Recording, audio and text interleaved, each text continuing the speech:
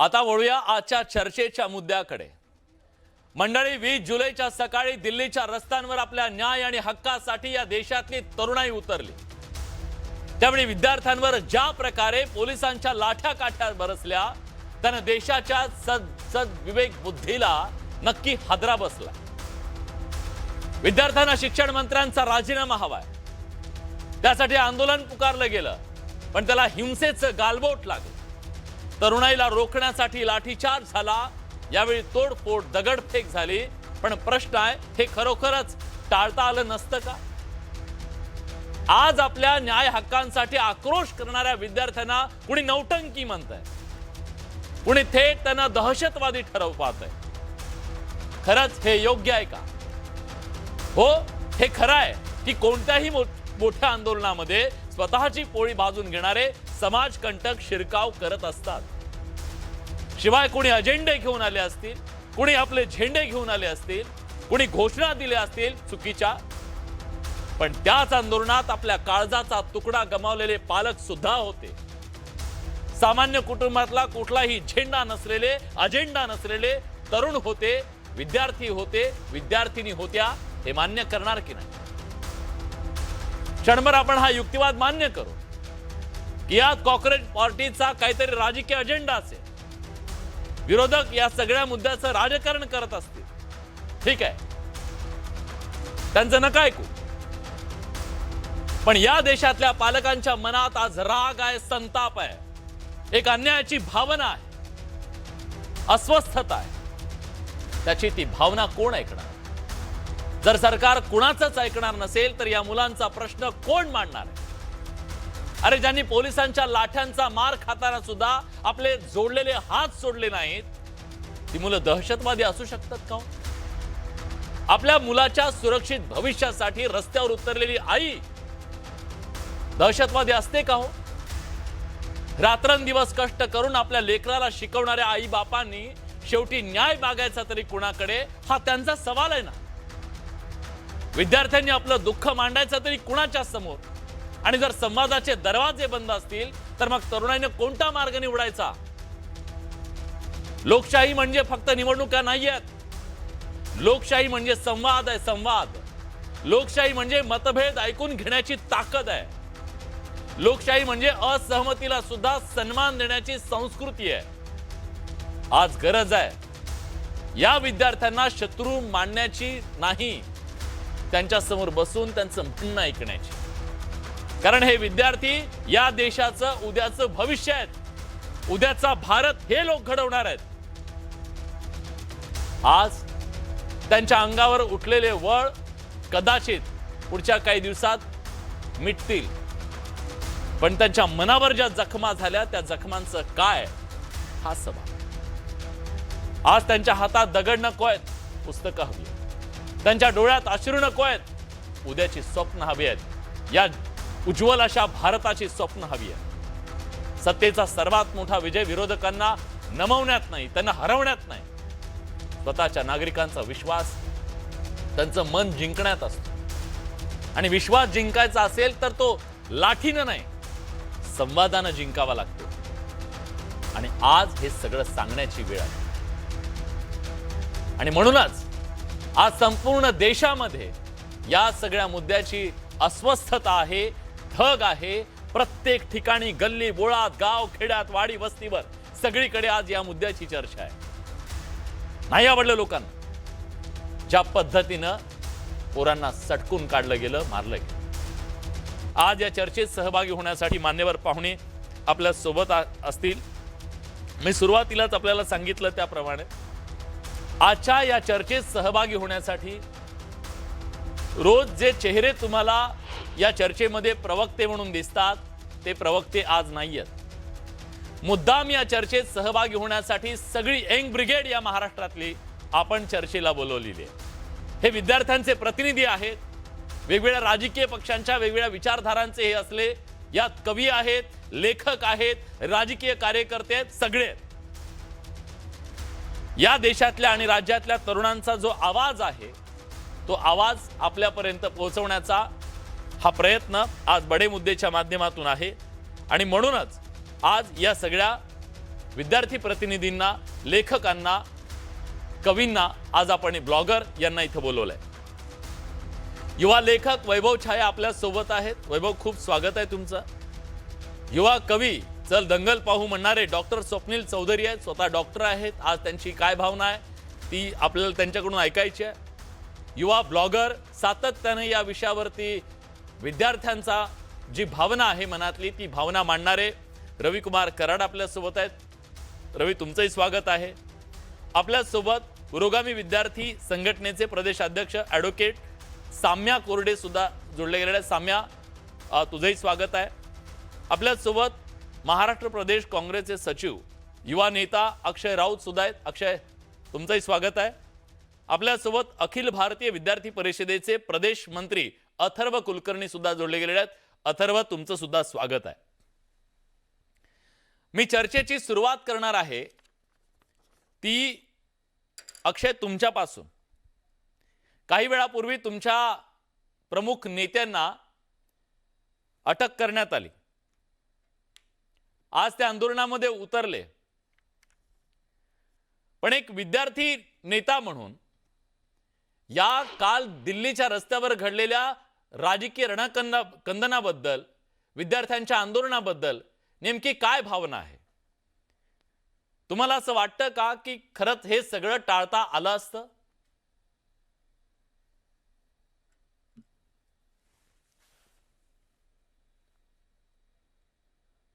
अक्षय, माझा आवाज येतोय तुम्हाला? हो, येतोय मला आवाज. माझा आवाज येतोय? हा, बोला. हा मुद्दा 100% तर हा मुद्दा आपल्याला टाळता आला असता. ज्या पद्धतीनं दिल्लीमध्ये आंदोलकांवरती लाठीचार्ज करण्यात आला, बॅरिगेडला करंट लावण्यात आला, मुलींना मागच्या भागाला कशा पद्धतीनं काड्यांनी टोचल्या गेलं हे मी इथून बोलू शकत नाही, इतके भयंकर वास्तव आपण डोळ्यासमोर ठेवलं पाहिजे. आणि ज्या ज्या वेळेला अश्रुधुराचे गॅस वापरले गेले ते एक्सपायर झालेले सुद्धा वापरले गेले. हे शांततेनं का करता आलं नसतं? तर 100%, कारण की विद्यार्थी आक्रमक झालेले नव्हते. विद्यार्थी अतिशय शांततेत आंदोलन करत पुढे पुढे नेत होते. पण त्यावेळेला व्यवस्थितरित्या काही स्वतःच्या छातीवरती नेमप्लेट नसणारी लोक, हातामध्ये दंडे घेणारी, खाकी वर्दी अंगावरती नसणारी किंवा पोलिसाची वर्दी अंगावरती नसणारी लोक सातत्याने या पोरांना मारत होती. आणि मारायचं, गुडघ्याच्या खाली मारायचं असेल, कमरेच्या खाली मारायचं असेल किंवा मारण्यासाठी एक ऑर्डर देणं गरजेची असते. आणि ह्या ऑर्डर नेमक्या दिल्या कोणी आणि या विद्यार्थ्यांना मारलं कोणी, हे सगळ्यात मोठे महत्वाचे प्रश्न आहेत. एवढा मोठा मुद्दा या देशाच्या ऐरणीवर, आणि पंतप्रधान नरेंद्र मोदी साहेब म्हणतात की या देशातल्या तरुणाच्या संदर्भाने आम्ही काही खपवून घेणार नाही, त्यांचं आम्ही भविष्य हे येणाऱ्या काळात प्रचंड उज्ज्वलित करणार आहोत. असं मारून, अहो त्या महिलेला कशा पद्धतीनं मारलं, महिलांचे कपडे फाडलेत. इतकी वाईट परिस्थिती या देशामध्ये आतापर्यंत कधीच आली नव्हती. जनरल डायरनी ज्या पद्धतीनं गोळीबार केला होता त्या पद्धतीनं बंदूक धरून या विद्यार्थ्यांवर नेम धरून उभे होते हे सगळी लोक. काय चाललंय देशामध्ये? हा देश लोकशाहीचा देश, विद्यार्थ्यांचा देश, युवकांचा देश, आणि तरुणांना मारल्या चालले. अतिशय लाजीरवाणी गोष्ट या देशाची आहे. ठीक आहे. युवा लेखक वैभव छाया आपल्यासोबत आहेत. वैभव, गेली अनेक वर्ष तुम्ही चळवळीत आहात, विद्यार्थी आंदोलनं तुम्ही केलेली आहेत. काल या देशाच्या रस्त्यांवरती, राजधानीच्या रस्त्यांवरती जे घडलं ते पाहिल्यानंतर या देशाचा उद्याचा नागरिक, या देशाचा आजचा नागरिक म्हणून तुमची काय भावना आहे? हे जे घडलं त्याला जबाबदार कोण आहे? काल जे घडलं ते पाहून खरंच मन अतिशय दुःखी झालं. आपला स्वतःचा हक्क मागणारे विद्यार्थी, की जे म्हणतायत की आम्हाला चांगलं शिकू द्या, आम्हाला आमची शिक्षण व्यवस्था चांगली पाहिजे, प्रामाणिक पाहिजे आणि आम्ही केलेल्या मेहनतीचं फळ आम्हाला मिळालं पाहिजे, एवढी साधीशी मागणी असलेल्या मुलांवर, विद्यार्थ्यांवर, यांचं वय पण जास्त नाहीये बरं का. अगदी साध्या साध्या घरातून येणारी मुलं आहेत, ज्यांच्या डोळ्यांमध्ये उद्याची स्वप्न आहेत. आणि ते स्पष्टपणे म्हणतायत, आंदोलनस्थळावरून जे व्हिडिओ आलेले आहेत ना, त्या व्हिडिओमध्ये म्हणतात की आमच्याकडे फक्त एकच हत्यार आहे आणि ते हत्यार म्हणजे शिक्षण. जर आम्हाला शिक्षण घेण्यापासून रोखत असतील तर आम्ही आमचा हक्क मागायचा नाही का? आणि हक्क मागणाऱ्यावर अशा पद्धतीनं सरकार लाठी हल्ला करते, त्यांना जखमी करते, रक्तबंबाळ करते. विलास, तुम्ही कार्यक्रमाच्या सुरुवातीला एक महत्वाचा प्रश्न विचारला होता आणि तो प्रश्न असा होता की हे सगळं आंदोलन थांबवण्यासाठी किंवा ह्या आंदोलनातून मार्ग काढण्यासाठी लाठीमार करणं खरंच गरजेचं होतं का? तर मी थोडंसं जरा डिटेलमध्ये तुम्हाला सांगतो. हम्म. अनेक IPS मित्र आहेत आणि त्यांच्याशी चर्चा करताना किंवा त्यांच्यासोबत अनेक प्रकल्पांमध्ये काम करताना एक गोष्ट काय लक्षात येते, की आपल्या देशामध्ये 2 प्रकारच्या डिफेन्स सिस्टम आहेत. एक डिफेन्स सिस्टम जी सीमेवर असते, बॉर्डरवर असते, सैन्य असतं. त्यांच्याकडे एकदम हत्यारं असतात आणि त्यांचा भाग वेगळा. पण हम्म. अंतर्गत गृहभागामध्ये सांभाळण्यासाठी पोलीस असतात आणि पोलिसांकडे जरी शस्त्र असलं ना, तरी त्यांचं सगळ्यात मोठं शस्त्र काय असतं माहिती का? संवाद. लोकांबरोबर संवाद करणं हे पोलिसांचं सर्वात मोठं शस्त्र असतं आणि त्या संवादावर ते मोठ्या-मोठ्या मोर्चांना, मोठ्या-मोठ्या आंदोलनांना बरोबर एका ट्रॅकवर आणून ठेवत असतात. पण काल तसं कुठेच घडताना दिसलं नाही. उलट पोलिसांचा वापर गुंडांसारखा केला गेला. मला सांगा बरं, मी एवढी आंदोलनांमध्ये सहभाग घेतलेला आहे. तुम्ही सुद्धा एवढी आंदोलनं कव्हर केलेली असतील. कोणत्या आंदोलनामध्ये पोलीस तोंडाला मास्क लावून आणि क्रिकेटमध्ये हेल्मेट घालतात तसे हेल्मेट घालून आंदोलकांवर लाठी हल्ला करतात बरं? अनेक रॅपिड ॲक्शन फोर्सचे तिथे जे सगळे सैनिक दाखवले गेले त्यांच्या तर अंगावर नेम प्लेटही नव्हत्या. मग हे ठरवून या मुलांवर जो हल्ला केला गेलेला आहे ना, त्यामुळे अख्खा देश काल चिडला. आणि हम्म. जर समजा हे काल झालं नसतं, तर काल मुलांनी आपला आक्रोश दाखवला असता आणि ते तिथून परत आपल्या मार्गी गेले असते. पण ते तसं झालं नाही. म्हणून हे आंदोलन चिघळलं आणि आता हे वाढत राहिलेलं आहे. आणि याच्यामध्ये संपूर्ण दोष हा प्रशासनाचा जातो, सरकारचा जातो. त्यांनी हे आंदोलन नीट हाताळलं नाही. त्यांनी ह्या गोष्टीची दखल घेतली नाही, की ही मुलं आपल्याच देशाची मुलं आहेत, ही आपलीच मुलं आहेत. त्यांच्या मागण्या आहेत, साध्या मागण्या आहेत आणि त्या म्हणजे परीक्षा नीट होऊ द्या. एवढ्या प्रामाणिक मागणीला जर सरकार ऐकत नसेल, तर मला सांगा बरं त्यांचा राग आपण हा गृहीतच धरला पाहिजे ना, योग्यच म्हटला पाहिजे त्यांचा राग. हा, ठीक आहे. विद्यार्थ्यांचा हा राग अगदी स्वाभाविक आहे असं तुमचं म्हणणं आहे. ॲडव्होकेट साम्या आपल्यासोबत आहेत. साम्या, खरं तर लोकशाहीमध्ये आपल्याला आपली मागणी मान्य करण्याच्यासाठी आंदोलन हे एक अस्त्र आहे. लोकशाहीनं दिलेलं ते अस्त्र आहे. पण जेव्हा आपण त्या अस्त्राचा वापर करतो तेव्हा आपल्याला त्या अस्त्राच्या संदर्भात सुद्धा काही गोष्टी अशा असतात की जबाबदारी सुद्धा येत असते. काल त्या जबाबदारीचं पालन झालं का? एक आंदोलक म्हणून जी भूमिका असायला पाहिजे होती, जे करायला हवं होतं ते आंदोलकांनी केलं का? मी कायद्याच्या अनुषंगानं पण विचारतोय. काल 100% जो कॉल 20 जुलैला दिल्लीमध्ये जी पार्लमेंट मार्च होणार होती, त्याच्या आधीच जंतर मंतरला आम्ही ज्यावेळेस जाऊन आलो, त्या दिवशी ज्या दिवशी सोनम वांगचुक यांच्याशी भेट होणार होती, त्याच दिवशी सकाळी त्यांना ज्या पद्धतीने उचललं आम्ही तिथे उपस्थित असताना, हे आम्ही ज्यावेळेस विटनेस केलं, हा खरं त्यांच्या इच्छेच्या विरुद्ध ह्या गोष्टीचा निषेध करत आज आम्ही मुंबईत परत आलो आणि 20 तारखेला ह्या घटनेच्या निषेधार्ह आणि विद्यार्थ्यांच्या समर्थनार्थ आपण आंदोलन केलंच पाहिजे आणि केलं पाहिजे ह्याचा एक कॉल दिला होता. तो दिल्यानंतर मला मुंबईतल्या काही गोष्टी सांगायच्या आहेत. त्या म्हणजे अशा की आम्ही पोलिसांना ह्याबद्दल पूर्णपणे इन्फॉर्मेशन दिली होती आणि ह्या आंदोलनाला येणारे विद्यार्थी हे सर्वसामान्य विद्यार्थीच होते ना, जे ह्या इकडच्या शाळा कॉलेजांमध्ये शिकतायत. तुम्ही मुंबई पोलीस ऍक्ट नुसार जी इथे जमावबंदी लागू केली होती, कालच्या नंतर त्या आंदोलकांवरती 500 पेक्षा जास्त मुलांवरती केसेस दाखल केलेल्या आहेत. त्या काय दाखल केलेल्या आहेत हा माझा प्रश्न आहे. या बॉम्बे पोलीस ऍक्ट मध्ये 37(3) मधले एक्ट मधल्या काही गोष्टी आहेत ज्यासाठी तुम्ही ही जमावबंदी लागू केली होती. त्यातल्या काही गोष्टी मला वाचून दाखवायच्या आहेत. त्या म्हणजे decency of morality, undermine the security of state आणि टेंड टू ओव्हरथ्रो द स्टेट. ह्यामधल्या कोणत्या गोष्टी ह्या आंदोलकांनी केल्या हे मला विचारायचंय. आमचं आंदोलन हे शांततापूर्ण आंदोलन करण्याचा आम्हाला पूर्ण अधिकार होता आणि त्यासाठी दिला गेलेला तो कॉल होता. आमची एक साधी अपेक्षा सरकारकडून होती की आम्हाला त्या ठिकाणी जमवून आमचं म्हणणं मांडायचं होतं.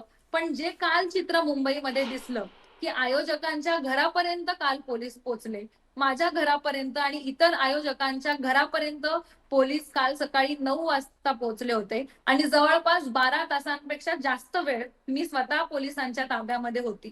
3 नंतर मला पोलिसांनी वेगळ्या पोलीस स्टेशनला नेलं आणि तरीही तरीही उत्स्फूर्तपणे विद्यार्थी चैत्यभूमीला पोहोचले होते. त्या आंदोलनामध्ये आपला सहभाग नोंदवला आणि जो प्रश्न होता की 20 पेक्षा जास्त विद्यार्थ्यांनी नीट ह्या परीक्षेतल्या स्कॅममुळे आपला जीव गमावलेला आहे, त्या व्यवस्थेबद्दल आम्ही प्रश्न विचारतोय आणि ती उत्तरं आम्हाला हवी आहेत. हे प्रश्न विचारताना हजारो विद्यार्थ्यांना काल मुंबई शहरामध्ये पोलिसांनी डिटेन्शन मध्ये ठेवलं.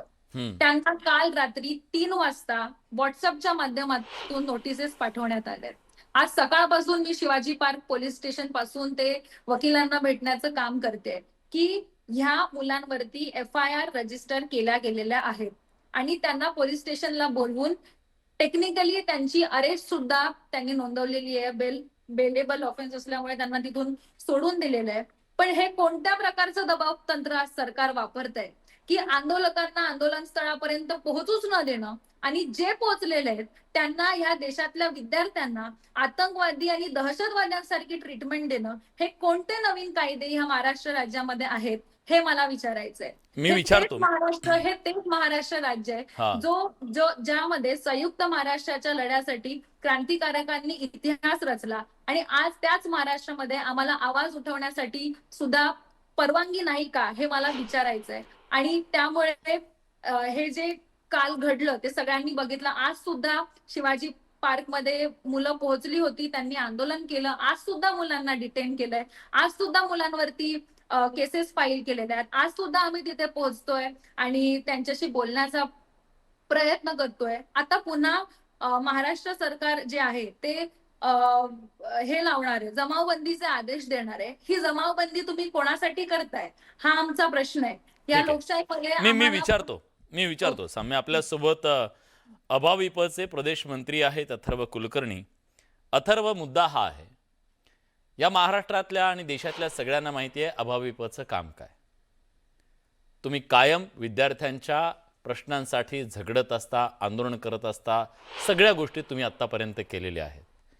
ज्या गोष्टी करत तुम्ही इथपर्यंत आला, तुमच्यातले अनेक नेते जे आज मंत्री झालेले आहेत ते तुमच्या याच विद्यार्थी संघटनेतून उभे राहिलेले आहेत. या देशाचं आज ते नेतृत्व करतायत.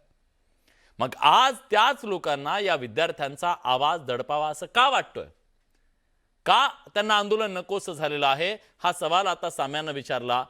अशी काय परिस्थिती होती, असं काय घडलं होतं की त्या विद्यार्थ्यांवर इतका बेछूट लाठीचार्ज करावा लागला? आणि एक विद्यार्थ्यांचा प्रतिनिधी म्हणून तुम्ही या विद्यार्थ्यांचे प्रश्न मांडत असता म्हणून तुमची याला मान्यता आहे का? विद्यार्थी संघटना म्हणून तुमची काय भूमिका आहे याबद्दल? नाही, नक्कीच यामध्ये मला असं वाटतं की अशा पद्धतीने कुठलंही आंदोलन जर समजा दाबण्याचा प्रयत्न कुठलंही सरकार करत असेल तर त्याचा आम्ही निषेध करतो. हे बरोबर नाहीये.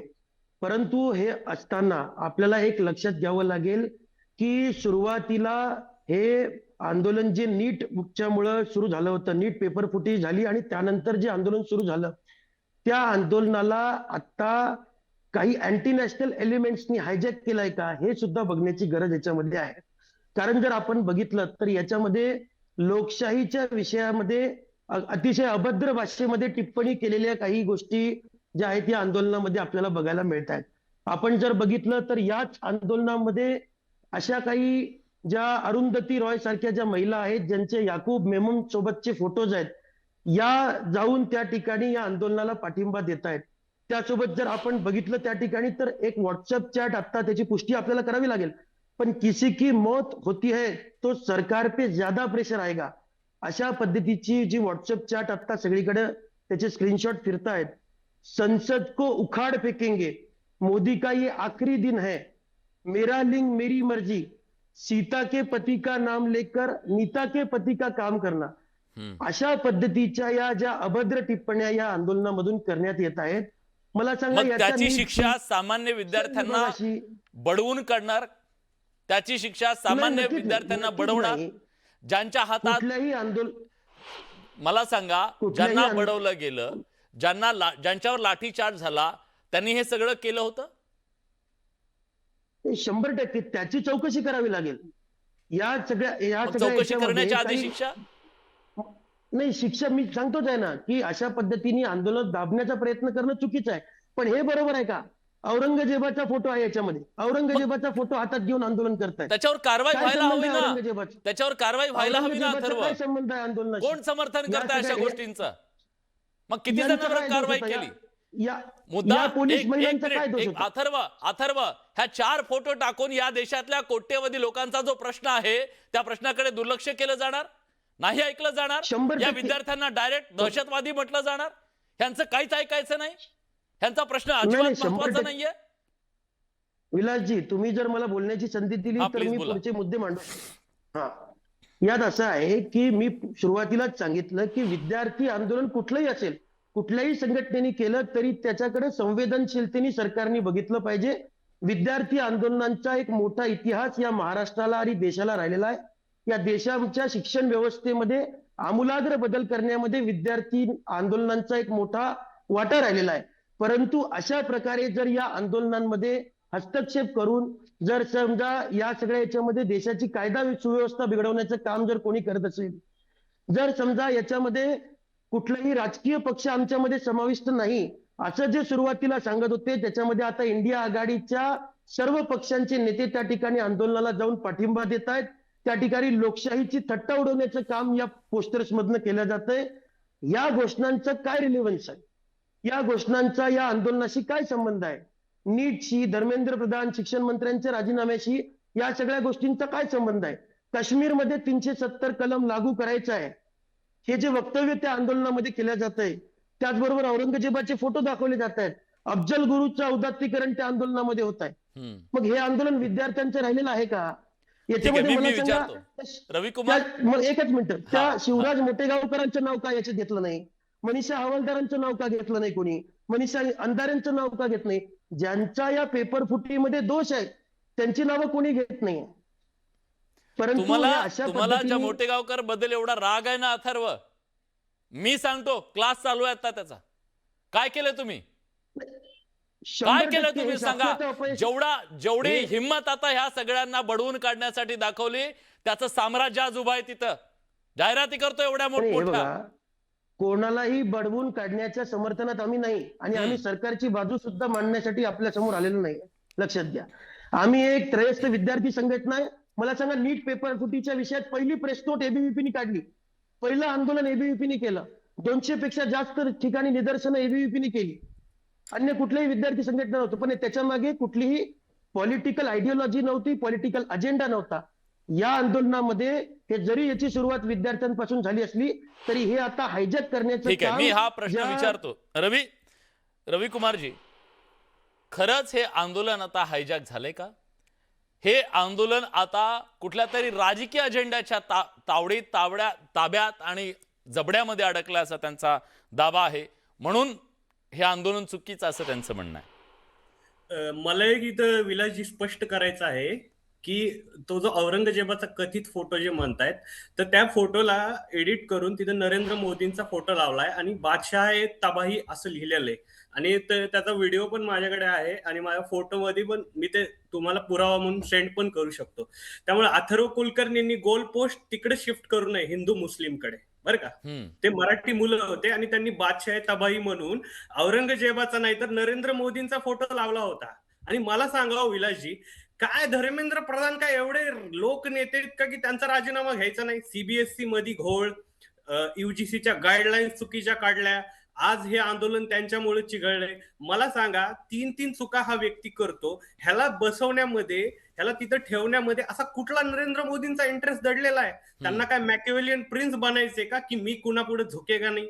अरे जनतेपुढे झुका ना तुम्ही, काय प्रॉब्लेम आहे? इतक्या चुका जर एक मंत्री करतो तर यांना अडचण काय? आणि हे एबीव्हीपी वाले म्हणतात की आम्ही पहिली प्रेस नोट काढली, आम्ही हे केलं. मग महाराष्ट्रात हे सरकार त्या शिवराज मोठेगावकरचं साम्राज्य अजूनही कसं काय टिकू देत आहे? अरे त्याच्या बातम्या होत आहेत, त्याच्या जाहिराती लागत आहेत आणि त्याच्याच क्लासचे मुलं टॉपर आले असे जाहिराती काही पेड मीडिया करतोय, तर ह्यांचं सरकार काय करते? मला सांगा. रविकुमार, मी थांबवतो तुम्हाला. हे ना नाकावर टिचून केलं जात आहे, टिचून केलं जात आहे. हे जे साम्राज्य या लोकांनी उभे केलेले आहेत ना, हे त्या पालकांच्या नाकावर टिचून केलं जात आहे. मला आम्ही पेपर फोडले, आम्ही एवढं सगळं केलं, आमचं साम्राज्य उभं आहे अजून सुद्धा.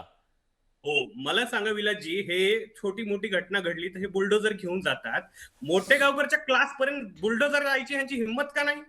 मुद्दा दुसरा आहे की राजकीय लोक आता किंवा पक्ष इन्व्हॉल्व्ह झालेत ह्या आंदोलनात. मला सांगा, राजकीय पक्ष मग जन्माला कशाला आलेत? त्यांनी आंदोलन करायचंच नाही का? अण्णा आंदोलनामध्ये भाजप नव्हतंच का? भाजपचे पदाधिकारी नव्हतेच का? किंवा इथून मागे झालेले आंदोलन किंवा एबीव्हीपी जे आंदोलन करतं आणि एबीव्हीपी जेव्हा भाजपच्या विरोध म्हणजे काँग्रेसी सरकार असेल तेव्हाच तर एबीव्हीपीचे आंदोलन होतात हो. मग भाजपच्या विरोधात एबीव्हीपीनं असं कुठं नीटवर असं राज्यस्तरीय आंदोलन केलं? वर तोंड करून तो अथर्व कुलकर्णी इथं बोलतोय की आम्ही त्रयस्थ संघटना आहे. मग अथर्व कुलकर्णी तिथं गेला का नाही? विद्यार्थ्यांचं आंदोलन चालू होतं तर सोनम वांगचूकचं आंदोलन 20 दिवस चालू होतं, कुठलाही राजकीय प्रतिनिधी तिथं गेला नाही. आता ह्याला सीता के पती आठवते का? सीता के पती हे व्यंग करणं चुकीचंच आहे, हे मी मानतो. पण मग तुम्ही कुणाल कामरावर कारवाई करा ना. तुम्ही विद्यार्थ्यांना कशाला मारताय? तुम्ही आयडी कार्ड का लपवताय पोलिसांचे? मग कसं ओळखणार? उद्या जर एखादी दुसरे त्रयस्थ लोक येऊन कपडे घालून विद्यार्थ्यांना मारायला लागले तर त्याची जबाबदारी कुणाची? पोलिसांना आयडेंटिफिकेशनची एवढी भीती काय? माझं म्हणणं हे की राजकीय आंदोलन आहे ना हे, कारण ह्याच्यात राजकीय जबाबदारी निश्चित करायची. त्यामुळे लोक हा राजीनामा मागणार आणि पक्ष समर्थन देणार. भाजप इतर राज्यांमध्ये जेव्हा असं त्रयस्थ आंदोलन होतं तेव्हा तिथं भाजप पाठिंबा देत नाही, तिथं भाजप राजीनाम्यांची मागणी करत नाही. मग आजच एवढं वावडं काय? किंवा नेते भेटायला गेले, मग जे पी नड्डा सुद्धा भेटायला गेले ना विद्यार्थ्यांना. ज्या विद्यार्थ्यांना हे भाजप समर्थक, मोदी समर्थक, जे विद्यार्थ्यांना दंगलखोर म्हणतात, मग त्यांना भेटायला कशाला गेले जे पी नड्डा? जखमींना, दंगलखोरांना, आतंकवाद्यांना भेटायला? जे सदाभाऊ जे हॉटेलचं बिल भरू शकत नाहीत ते विद्यार्थ्यांना आतंकवादी म्हणतात, गुंडा म्हणतात, किंवा जे टिंगल टवाळी केली असं बावनकुळे म्हणतात. मला सांगा, ह्यांनी आंदोलनं केली नाहीत का? देवेंद्र फडणवीस आंदोलनात नव्हते का? ते स्वतः एबीव्हीपी मधून आलेले आहेत. प्रत्येक वेळी राजकीय पोळी भाजणं, देवेंद्र फडणवीस राजकीय पोळी भाजत नाहीत का? ते स्वतः इथं महाराष्ट्रात कित्येक आंदोलनांना सामोरे जातात. त्यांची ही तर भाषा नाहीये महाराष्ट्रातील आंदोलनांबाबत, कारण तिथं वोट बँक इन्व्हॉल्व्ह आहे. पण मी सांगतो विलाजी, 22 लाख विद्यार्थी याच्यामध्ये इन्व्हॉल्व्ह आहेत आणि त्यांचे पॅरेंट्स. 22 लाख विद्यार्थी सुद्धा उद्या तुम्हाला मतदान देणार आहे. 22 लाख आता करंट असतील, त्याच्या मागचे पुढचे आणि सगळ्या पालकांचा हा विषय आहे. माझं काय म्हणणं, मी सुरुवातीला ओपनिंगला सुद्धा सांगितलं, जे अशा प्रकारचं आंदोलन असतं त्या आंदोलनामध्ये असे समाजकंटक शिरण्याचा, आपली पोळी बांधण्याचा नक्की प्रयत्न करतील. त्यांना रोखणं आंदोलकांची जबाबदारी आहे, पोलिसांची जबाबदारी आहे. पण याचा अर्थ आंदोलन सगळं बदनाम करणं, सगळ्या आंदोलकांना दहशतवाद असं नाही होऊ शकत.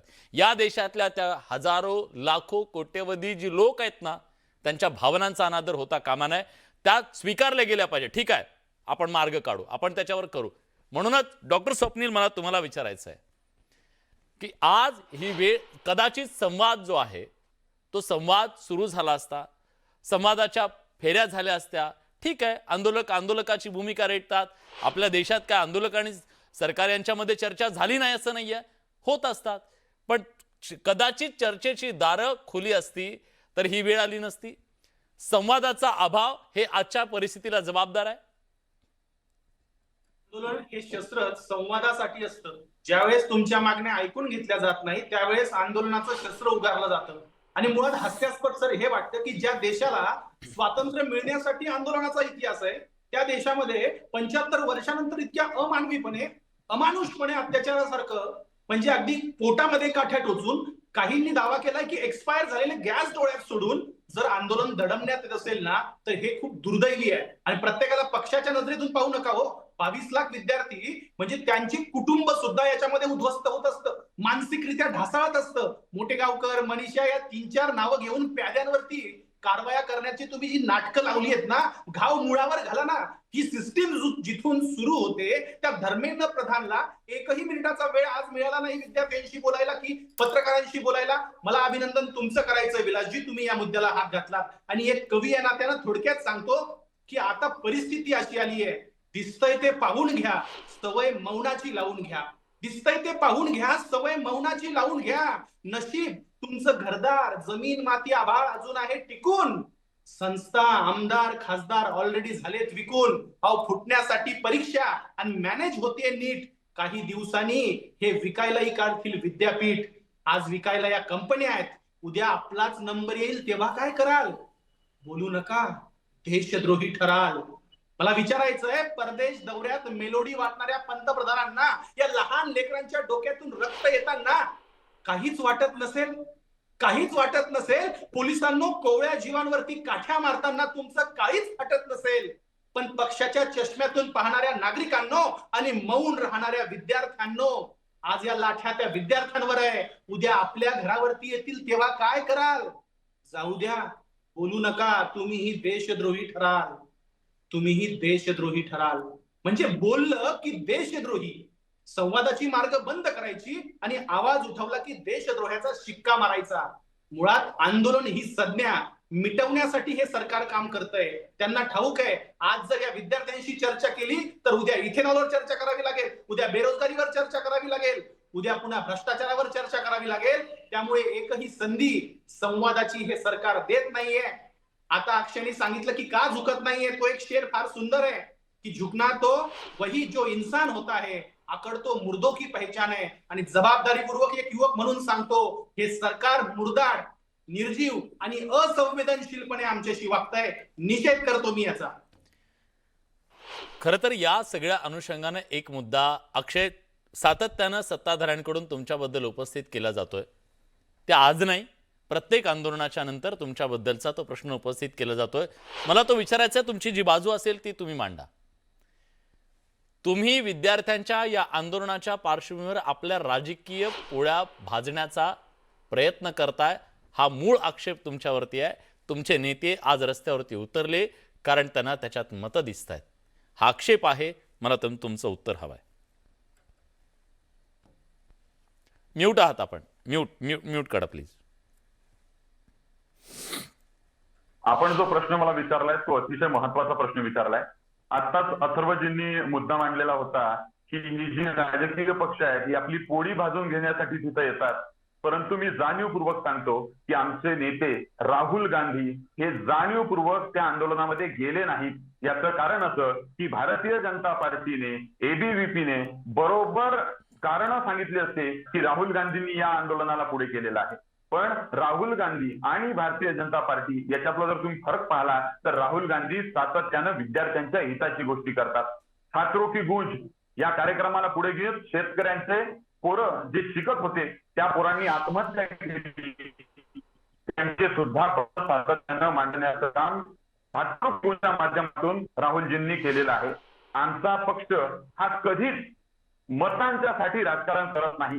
जर मतांसाठी आम्ही राजकारण केलं असतं तर जेव्हा देशाची पहिली मतदार यादी तयार झाली असती ना, त्याच वेळेला आम्हाला आता अधिकार द्यायचा हे जर ठरवायचं असतं तर ते ठरवता आलं असतं. याच्याही पलीकडे जाऊन जेव्हा काँग्रेस राजकारण करतं तेव्हा बॅनर, पोस्टर, तुम्ही ज्या जिल्ह्यात, तालुक्यात, ज्या गावात फिरता ना त्या गावांमध्ये राजकीय पोळी भाजण्यासाठी कोणते बॅनर, पोस्टर लागतात एकदा बघून घ्या. आणि ते बघितल्यानंतर लक्षात येईल की भारतीय जनता पार्टी 24 तास 5-5 वर्ष सातत्यानं फक्त राजकीय पोळी भाजतात. याच्यानंतरचा महत्वाचा मुद्दा राजकारण भासतंय म्हणे. मगाच आमच्या अथर्वजींनी सांगितलं की सीता मैया के नाम से नीता मैया का घर का माल. कोण सीता मैया? ही रामाचीच बायको, हे कोणच ठरवलं? आणि नीता अंबानीचा हे कोणीच ठरवलं?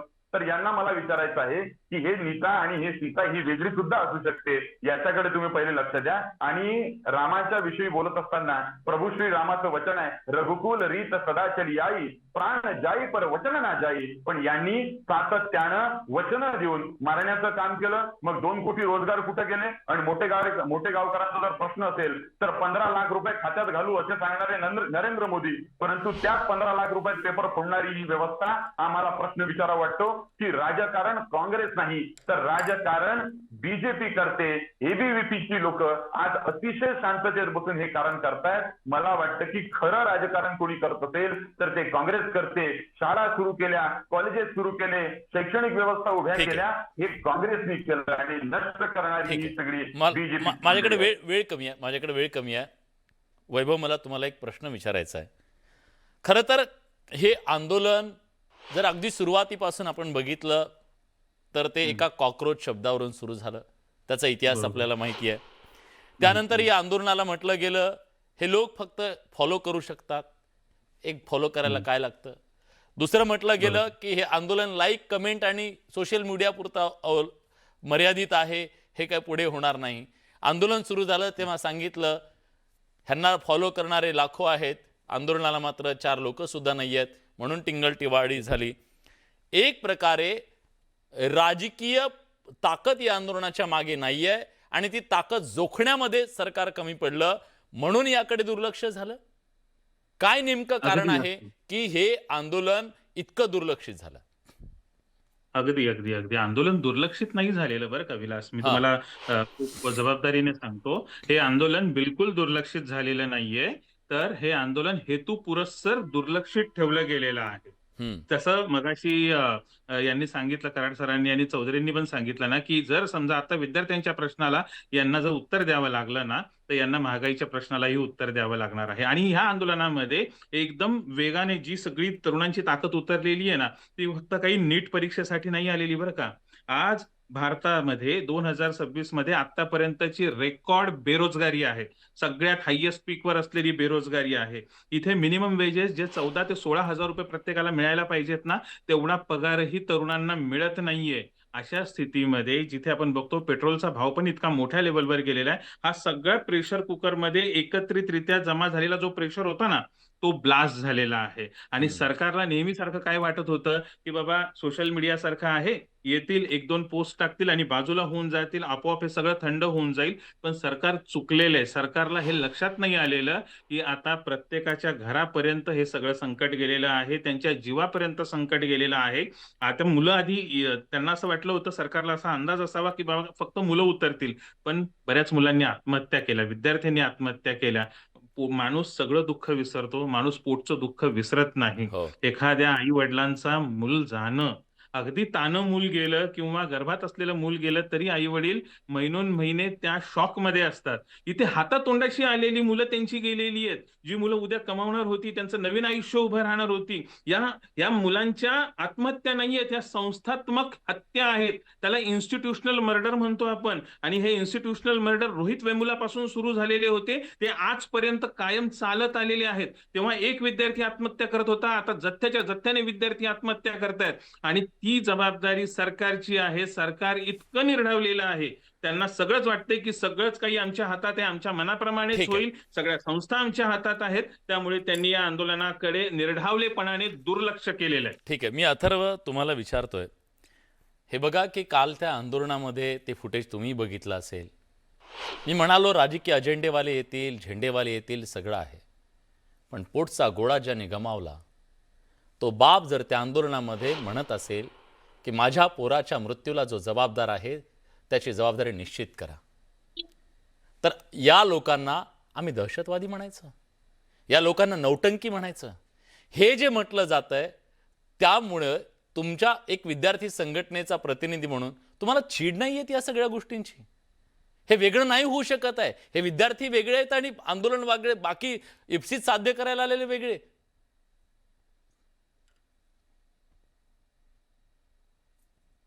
म्यूट आहात विलासजी. हा हा बोला. आता मी सगळ्या मुद्द्यांचं एक व्यवस्थित तुम्हाला याच्यामध्ये हे सांगतो, फक्त मला तेवढा वेळ नक्की प्लीज द्यावा. प्लीज. तुम्ही जे म्हटलात की आता या विद्यार्थ्यांनी केलेल्या आत्महत्या या दुर्दैवी आहेत, सरकारचं अपयश आहे, केंद्र सरकारचं अपयश आहे, हे मी वारंवार सांगतोय, आधीही सांगितलंय. एबीव्हीपी वारंवार या विषयामध्ये आंदोलन करत आली आहे. 200 पेक्षा जास्त ठिकाणी आम्ही निदर्शनं, आंदोलनं देशभरामध्ये केली, महाराष्ट्रात सुद्धा केलेली आहे. दुसरा मुद्दा, राजकीय लोकांनी या आंदोलनामध्ये यायला काही अडचण नाहीये, पण जी कॉक्रोच जनता पार्टी, आम्ही कुठल्याही राजकीय पक्षाला समर्थन करणार नाही, आम्ही कुठल्याही राजकीय अजेंडा तिथं राबवणार नाही, हे सांगत होती, त्यांना शेवटी तिथं त्यांची पोळी भाजण्याकरिता राजकीय लोकांची आवश्यकता पडली. हा माझा मुद्दा यातला आहे. आता याच्यामध्ये जर काश्मीरमध्ये कोणी 370 लावण्याचं म्हणत असेल तर तुम्हाला तरी ते सहन होईल का? हे जे आता रविकुमार कराड जे म्हणतायत की आम्ही कुठेही नाहीये याच्यामध्ये, मला सांगा अशा आंदोलनामध्ये आपण सहभागी व्हायचं आहे का की ज्याच्यामध्ये संसद को उखाड फेकेंगे, नेपाल बना देंगे, बांगलादेश बना देंगे, अशी वक्तव्य करणारे हे लोक नेमके आहेत कोण? मी पुन्हा अथर्व, तुम्हाला आठवत असेल तर अण्णांच्या आंदोलनाच्या वेळेस सुद्धा अशा प्रकारच्या गोष्टी झाल्या. मी ती सगळी नावं सुद्धा घेऊ शकतो. सत्ताधारी तेव्हाचे ही सगळी नावं घेत होती, मला वाटतं. हा प्लीज बोला. हा, यात मी हे सांगतो. दुसरा मुद्दा राहिला काँग्रेसच्या आंदोलनांचा, काँग्रेसच्या सरकारमधल्या आंदोलनांचा.